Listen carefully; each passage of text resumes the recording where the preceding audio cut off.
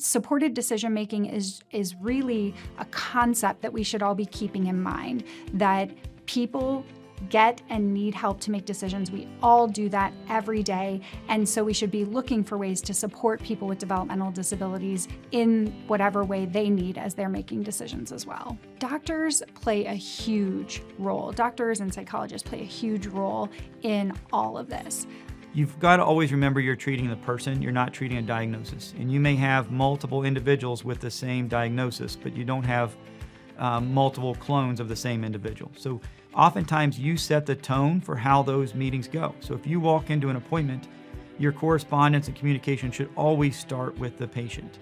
If the patient needs assistance, let the patient bring in and identify who they want assisting with sharing information and making decisions. But the conversations, well before the individual gets that 18th birthday, those conversations should be starting with the individual so that they are put at the center of the conversation and have the ability have the opportunity to advocate for themselves in that appointment. They need to think about the person as a whole. And what I mean by that is words are important. And so yes, you're in charge of doing a diagnosis, but the way you frame it is so important, particularly at the beginning of this journey, when someone's getting a diagnosis.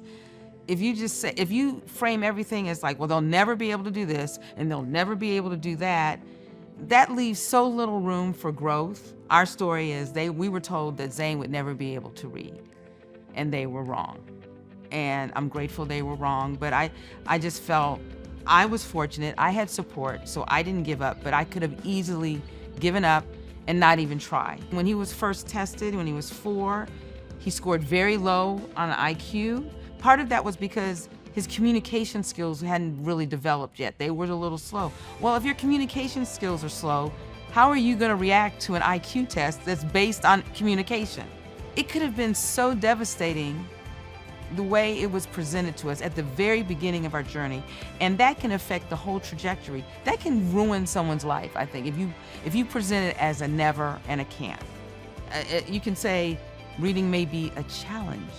You may have to work harder at it. I think we could learn, and I think that medical professionals can learn, that we're more alike than we are different. The needs of a person with a disability are very often going to be the same needs for everyone else that you see in your practice. Just take the time to learn that person and what they need. I would really encourage doctors and psychologists, everybody in the medical field, to start out by understanding what the options are. Because if all you know is guardianship or no support at all, then of course you would default to guardianship as we've done for a long time.